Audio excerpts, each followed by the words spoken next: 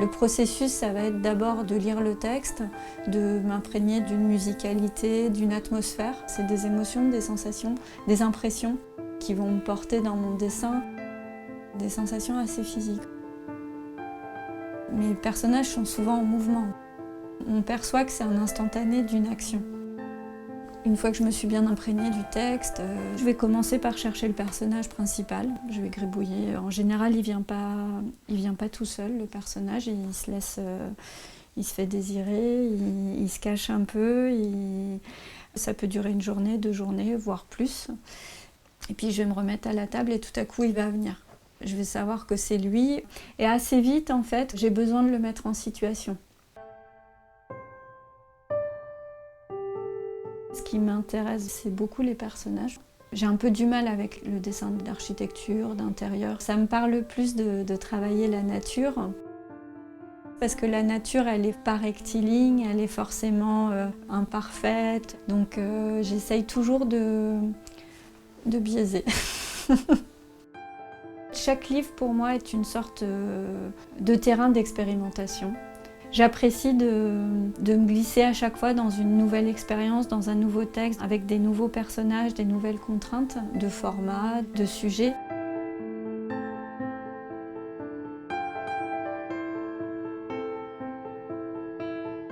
Les images qui me viennent et que je projette sur le texte, elles viennent de ce que je suis et de ce qui me nourrit au quotidien. Mon bureau ressemble un peu à un cabinet de curiosité avec pas mal de gris-gris. Il n'y a pas que de la nature, il y a aussi des images faites par d'autres, faites par des amis, faites par des gens que j'admire. Peut-être que ça me sécurise, en tous les cas ça m'enrichit.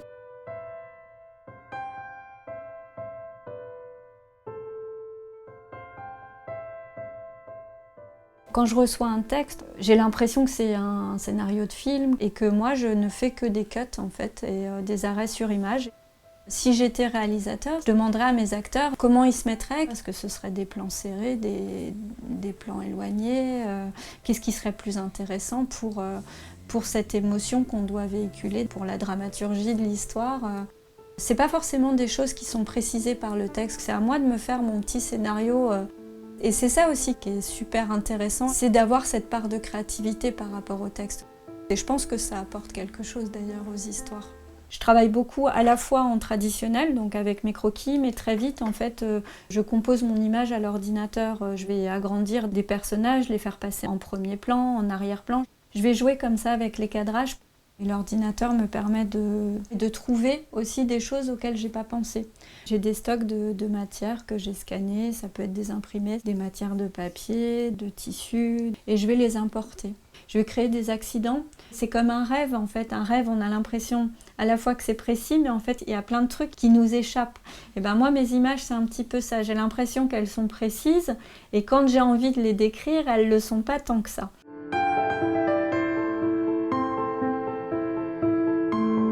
Je crois que les personnages, les masqués, se sont imposés en fait à moi plus que c'est moi qui suis allée les chercher. C'est le besoin d'exprimer des choses différentes, sans les contraintes peut-être de l'édition jeunesse, du cadre du texte. Et il représentait plein de choses. Pour moi, le masque, c'est le carnaval, c'est le cirque, c'est la société, c'est des jeux de rôle aussi. Je ne suis pas non plus une fondue de dessiner des animaux, quels qu'ils soient. Mais il y avait ce côté masqué qui m'a semblé une évidence. J'ai pas très envie de les enlever pour l'instant, ces masques en fait. Je crois que c'est peut-être des protections, c'est peut-être des choses que j'ai envie de dire mais que je suis pas prête à révéler. J'aimerais explorer encore davantage ces masques, peut-être faire tomber les masques à un moment donné. De les voir en volume, que des gens les portent. J'ai envie de les mettre en scène, de les animer.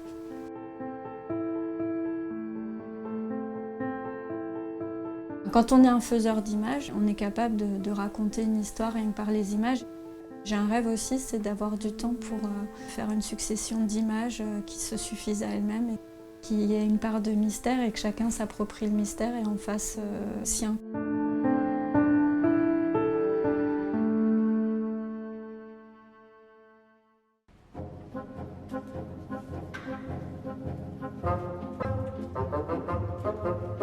Je peux travailler la plupart du temps à l'échelle réduite. Ensuite, je fais un espèce de puzzle, on va dire, où tout est mis en pièces détachées. C'est-à-dire que le personnage est fait à part, sur fond blanc. Les motifs, je les imprime sur support à part. Et puis, je fais un fond aussi à part.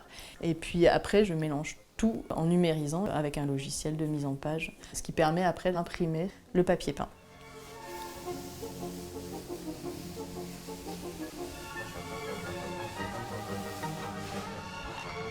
Et on a fait un choix de papier intissé très épais, très solide, soit collable sur le mur, le bois, ou enfin là où on veut coller. C'est tellement épais que ça peut être juste tendu, comme une tenture.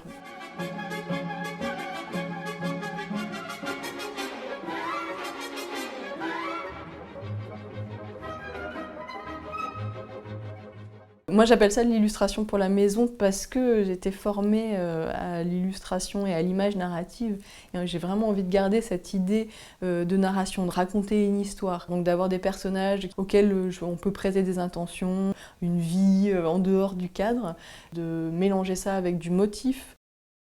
J'utilise pas la figure humaine parce que la figure humaine fige énormément. Je pense qu'il y a une projection dans le portrait. En utilisant moi la figure animale, je détourne cette problématique-là. Et puis surtout, ce qui m'intéresse, c'est que les animaux ont leurs caractéristiques propres. L'ensemble des oiseaux, ils ont chacun déjà leur univers. C'est très drôle de voir les gens, comment ils s'approprient un corbeau. Ça peut être à la fois une fascination, comme ça peut être un dégoût. Ça me permet justement de décaler tout le propos du portrait et de le mettre dans un contexte qui va raconter autre chose. Je me fais un malin plaisir à associer des accessoires, de créer justement un univers qui est propre à l'illustration que je vais mettre en place. Et puis de remettre tout ça dans une espèce de grande marmite et de touiller et puis de voir ce que ça donne.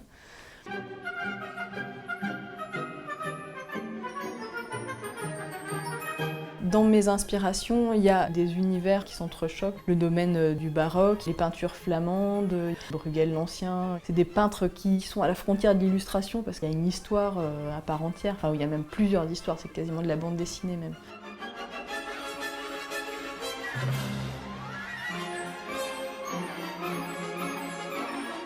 En tout cas, la frontière entre la peinture et l'illustration, elle se situe peut-être vraiment au niveau du fait de pouvoir s'adapter véritablement à une commande. C'est-à-dire de ne pas se situer dans les domaines de l'art avec un grand A. On est dans de l'art appliqué, c'est-à-dire je propose mon savoir-faire au service d'un projet.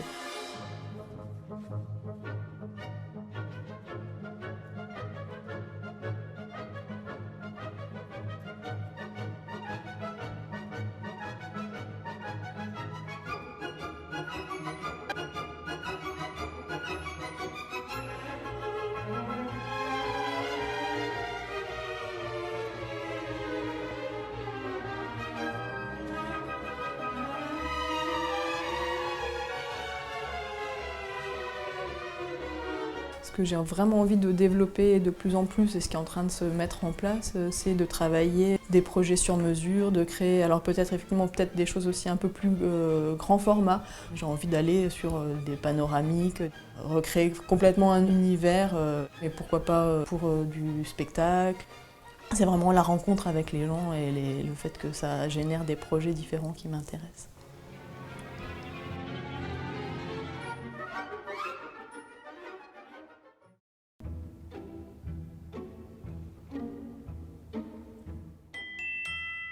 Le projet de la pierre qui tourne, c'est une rencontre. C'est Isabelle et Benoît Amiel qui décident de se lancer dans l'aventure d'une biscuiterie. Ils veulent faire des produits plutôt haut de gamme, bio. On est parti d'une page blanche, on a réfléchi. Isabelle adorait Béatrix Potter.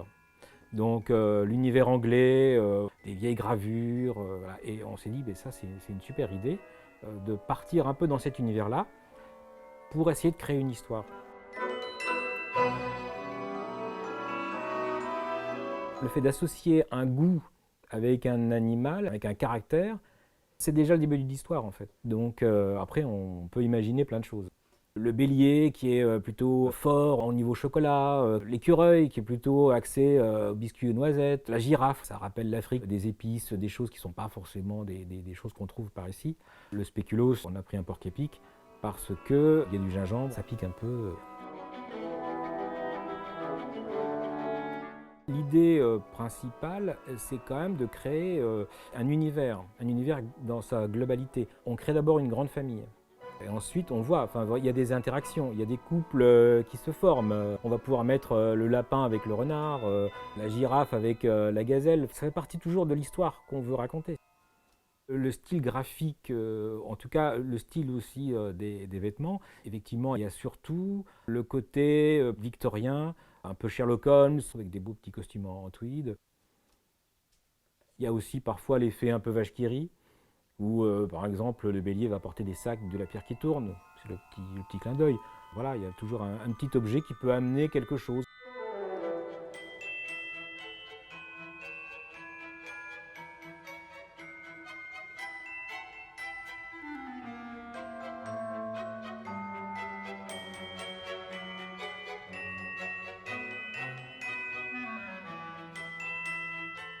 Je pioche pas mal d'images dans des vieilles photos. Il y a une époque où les gens étaient obligés de se figer pendant 3 minutes pour pas que ça soit flou. Donc les gens sont très très guindés comme ça.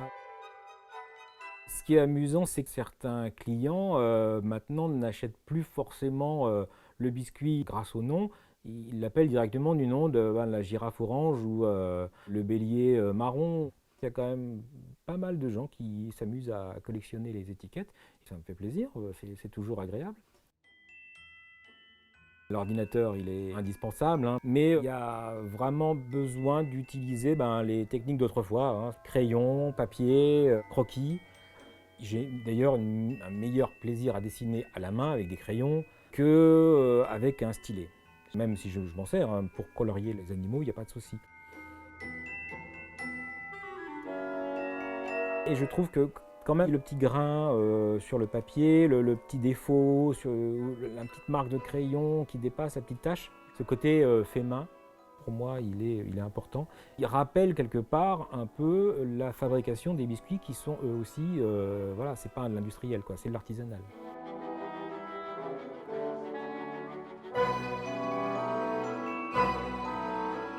Benoît a 15 000 idées à la seconde. Il y a juste le temps qui nous empêche de faire tout ce qu'on aimerait faire. Comme par exemple un livre qui va reprendre des recettes, des crayonnés, des petites choses à découper, un petit objet qui va servir aussi pendant le thé. Il y a plein de choses à faire. La mise en couleur en grand format, par exemple, des illustrations, c'est aussi quelque chose qui peut être très intéressant. Façon portrait, toute une galerie, ça aussi c'est en projet. Et puis surtout, les faire vivre de manière toujours surprenante. Sur un vélo, sur une moto, en voiture, en vacances, sous forme de petites scénettes, de petites cartes postales. Et c'est marrant, et ça marche plus avec certains animaux que d'autres. C'est ça qui est intéressant en fait. On ne sait pas, quand on commence, jusqu'où on va aller avec ces personnages.